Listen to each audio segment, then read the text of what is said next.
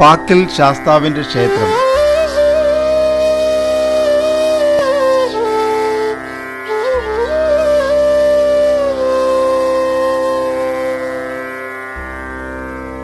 ഭൂതനാദ സദാനന്ദ സർവഭൂതദയാപര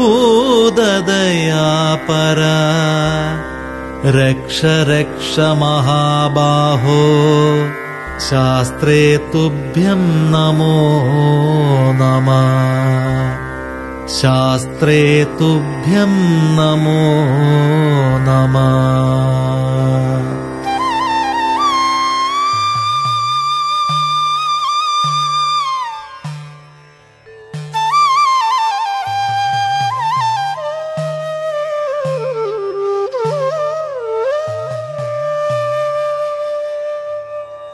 തിരുവിതാംകൂറിൽ കോട്ടയം താലൂക്കിലെ നാട്ടകം പകുതിയിലാണ് ഈ ക്ഷേത്രം.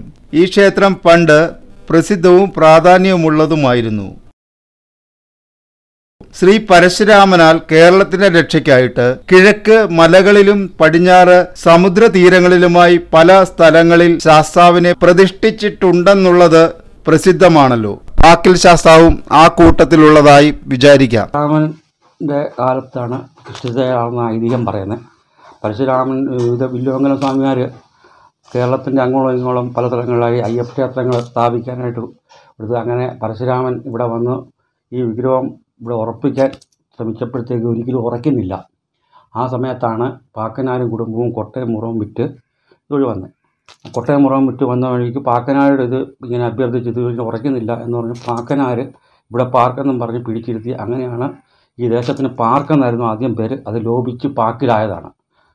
ഒരിക്കൽ ബ്രഹ്മാവ് തന്റെ ഹോമകുണ്ടത്തിൽ നിന്ന് ഉത്ഭുതമായ ഒരു ശാസ്താ വിഗ്രഹം അഗ്നിദേവന്റെ കയ്യിൽ കൊടുത്ത് ഇത് പരശുരാമന്റെ കയ്യിൽ കൊടുത്ത് ഇതിനെ യഥോചിതം എവിടെയെങ്കിലും ഒരു നല്ല സ്ഥലത്ത് പ്രതിഷ്ഠിക്കാൻ പറയണം എന്ന് പറഞ്ഞയച്ചു. അഗ്നിദേവൻ അപ്രകാരം ചെയ്യുകയാൽ പരശുരാമൻ ആ വിഗ്രഹവും കൊണ്ട് പുറപ്പെട്ട് പാക്ക് എന്ന് പറഞ്ഞു വരുന്ന ആ സ്ഥലത്ത് വന്നപ്പോൾ ഈ സ്ഥലം കൊള്ളാമെന്ന് തോന്നുകയാൽ ആ ബിംബം അവിടെ പ്രതിഷ്ഠിച്ചു. എങ്കിലും അതവിടെ ഉറയ്ക്കാതെ ഇളകി ഉദ്ഗമിച്ചുകൊണ്ടിരുന്നു. പല പ്രാവശ്യം പിടിച്ചിരുത്തിയിട്ടും ബിംബം അവിടെ ഇരിക്കായകയാൽ പരശുരാമൻ ഏറ്റവും വിഷണ്ണനായി തീർന്നു. ആ സമയം ദൈവഹത്യ സാക്ഷാൽ പാക്കനാരും ഭാര്യയും കൂടി അവിടെ വന്നു ചേർന്നു. പാക്കനാരെ കണ്ടപ്പോൾ പരശുരാമൻ പരമാർത്ഥമെല്ലാം പറഞ്ഞു. ഉടനെ പാക്കനാർ ആ ബിംബത്തിൽ പിടിച്ച് കീഴ്പോട്ടമർത്തിക്കൊണ്ട് ഇവിടെ പാർക്ക് എന്ന് പറഞ്ഞു. അതോടുകൂടി ബിംബം അവിടെ ഉറച്ചു. പാക്കനാർ പാർക്ക് എന്ന് പറഞ്ഞതിനാൽ ആ ദേശത്തിന് പാർക്ക് എന്ന് തന്നെ പേര് സിദ്ധിച്ചു. അത് കാലക്രമേണ പാക്ക് എന്നായി തീർന്നു. പ്രകാരമൊക്കെയാണ് പാക്കിൽ ശാസ്താവിന്റെ ആഗമം. അതിനാൽ ഈ ശാസ്താവിനെ പ്രതിഷ്ഠിച്ചത് പരശുരാമനാണെന്നും പാക്കനാരാണെന്നും അഗ്നിദേവനാണെന്നും ഓരോരുത്തർ ഓരോ വിധം പറയുന്നു. ഇത് ഇത്ര ഇന്നത്തെ കാണുന്ന പ്രൗഢിയിലൊക്കെ വന്നത് പാക്കനാരുടെ സ്മരണയ്ക്ക് വേണ്ടി പാക്കനാരോട് ഈ പരശുരാമൻ ഇത് കൊടുത്താണ്. ആണ്ടിലൊരിക്കൽ ഇവിടെ വന്ന് ഇതിൻ്റെ കൊട്ടയം മുറം വിറ്റ് ഇതിൻ്റെ പുതുക്കണം എന്ന് പഴമ പുതുക്കണമെന്ന് പറഞ്ഞു. അങ്ങനെ ആദ്യം ഒരു ദിവസമായിരുന്നു. അത് കഴിഞ്ഞ് പിന്നെ ഒരാഴ്ചയായി. ഇപ്പം ഏകദേശം 2 മാസത്തോളം ഓണം വരെ വിവിധ കച്ചവടങ്ങളും കാര്യങ്ങളൊക്കെ ആയിട്ടുണ്ട്. പിന്നെ മീനമാസത്തിലെ ഉത്സവം വരുന്ന ശബരിമലയിലെ ഉത്സവം പോലെ തന്നെയാണ് ഇവിടുത്തെ ഉത്സവം. 10 ദിവസത്തെ ഉത്സവം. പിന്നെ മകരവിളക്ക്, മകര 1-ാം തീയതി മകരവിളക്ക് എതിരേപ്പ് പോലെ ആലിഞ്ചോട്ടിൽ നിന്ന് എതിരേപ്പുമായിട്ട് ഉണ്ട്. പിന്നെ ഉച്ചയ്ക്ക് കാവടിയുണ്ട്. അതൊക്കെയാണ് ഇവിടുത്തെ പ്രധാനപ്പെട്ട ആട്ടവിശേഷങ്ങൾ. അതൊക്കെയാണ് ഉത്സവവും മകരവിളക്കും ആണ്.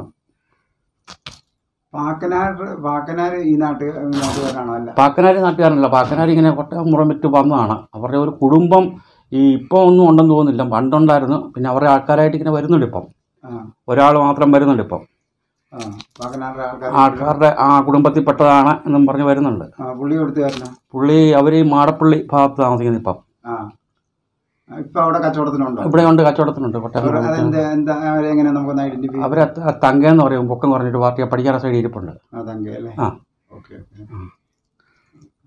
പ്രതിഷ്ഠ കഴിഞ്ഞ് പരശുരാമൻ പോയതിനു ശേഷം ശാസ്താവ് ദിവ്യനായ പാക്കനാർക്ക് പ്രത്യക്ഷപ്പെടുകയും പാക്കനാരെ ആണ്ടിലൊരിക്കലെങ്കിലും ഇവിടെ കണ്ടാൽ കൊള്ളാമെന്നുണ്ട് എന്നരുളി ചെയ്യുകയും അങ്ങനെയാകാമെന്ന് പാക്കനാർ സമ്മതിക്കുകയും ചെയ്തു. പാക്കനാർ മുറം വിറ്റുകൊണ്ട് സഞ്ചരിച്ചിരുന്ന അവസരത്തിലാണ് അവിടെ ചെന്നിരുന്നത്.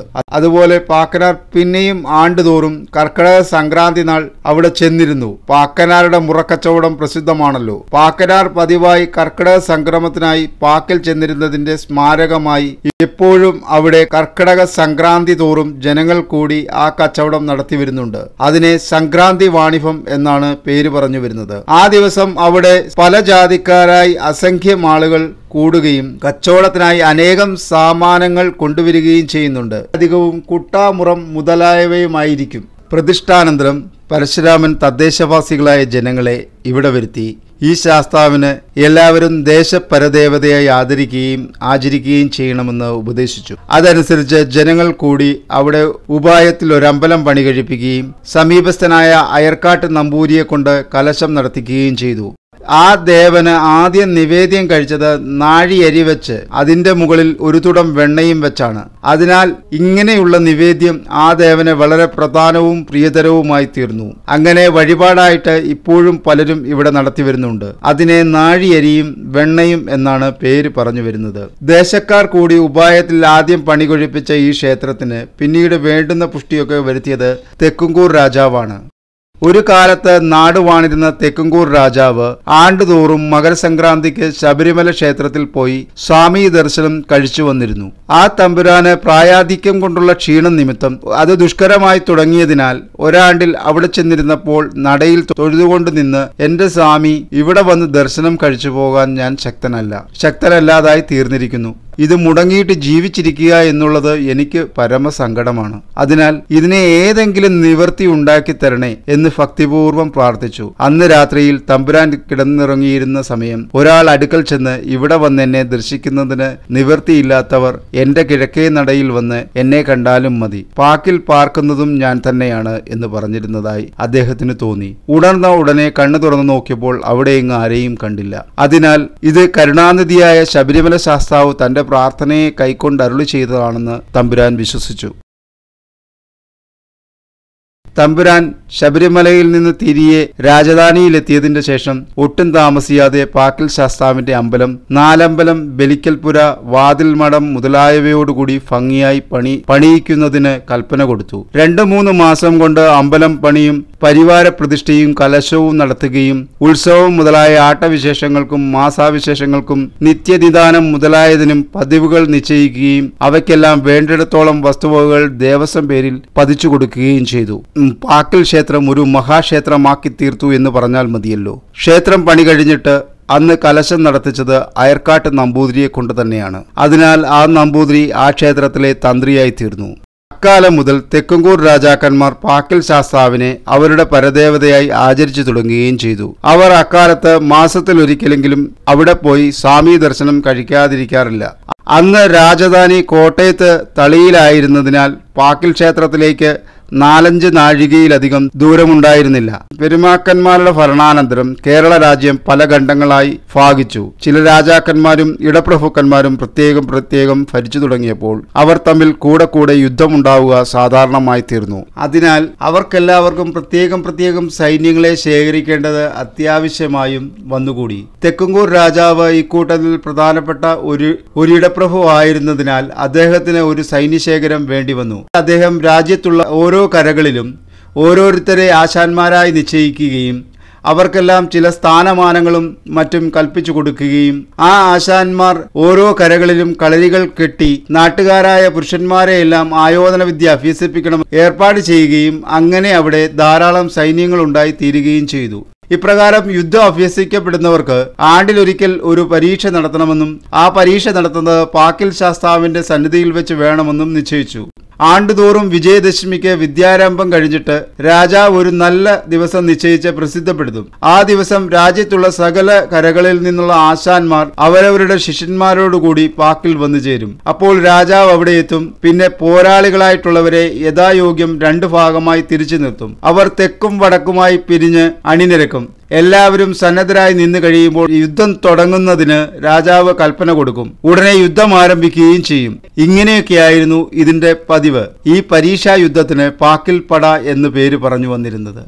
ഈ യുദ്ധത്തിനായി പാക്കിൽ ക്ഷേത്രത്തിന് സമീപം മതിൽക്ക് പുറത്തായി ഏതാനും സ്ഥലം ഒഴിച്ചിരുന്നു. ആ സ്ഥലത്തിന് പടനിലം എന്നാണ് നാമകരണം ചെയ്തിരിക്കുന്നത്. ഈ യുദ്ധത്തിൽ ജയിക്കുന്നവർക്ക് സൈന്യത്തിൽ ചില സ്ഥാനങ്ങളും ചില സമ്മാനങ്ങളും മറ്റും രാജാവ് കൽപ്പിച്ചു കൊടുക്കുകയും ചെയ്തിരുന്നു. യുദ്ധത്തിന് ജയിക്കുന്നതിന് പ്രധാനമായി സഹായിക്കുന്ന ദേവന്മാർ വേട്ടയ്ക്കൊരു മകനും ശാസ്താവുമാണെന്ന് തന്നെയാണല്ലോ വച്ചിരിക്കുന്നത്. അതിനാൽ തെക്കുംകൂർ രാജാവും രാജ്യവാസികളും മാത്രമല്ല, മറ്റു പല രാജാക്കന്മാരും കോയിക്കൽ തമ്പുരാക്കന്മാരും കൂടി പാക്കിൽ ശാസ്താവിനെ ഒരു പരദേവതയായിട്ടാണ് ആചരിച്ചു വരുന്നത്. നാട്ടുരാജാക്കന്മാർ തമ്മിൽ യുദ്ധമില്ലാതായപ്പോൾ മുതൽ അതിനൊക്കെ സ്വല്പം കുറവ് വന്നു തുടങ്ങി. എങ്കിലും പള്ളം, ലക്ഷ്മിപുരം, അനന്തപുരം, പാലിയക്കര ഗ്രാമം മുതലായ കോയി തമ്പുരാക്കന്മാരുടെ കൊട്ടാരങ്ങളിലും മറ്റും കൊച്ചു തമ്പുരാക്കന്മാരുടെ അന്നപ്രശ്നവും കൊച്ചു തമ്പുരാട്ടിമാരുടെ പള്ളിക്കെട്ടും കഴിഞ്ഞാൽ പാക്കിൽ കൊണ്ടുചെന്ന് ദർശനം കഴിച്ചു കൊണ്ടുപോവുക ഇപ്പോഴും പതിവുണ്ട്. ശബരിമല ശാസ്താവും പാക്കിൽ ശാസ്താവും ഒന്നു തന്നെ എന്നാണ് ജനങ്ങളുടെ വിശ്വാസം. ശബരിമലയ്ക്ക് പോകാൻ സാധിക്കാത്തവരും മറ്റുമായി അനേകം ജനങ്ങൾ മകരസംക്രാന്തിക്ക് പാക്കിൽ പോയി ദർശനം കഴിക്കുക ഇപ്പോഴും പതിവാണ്.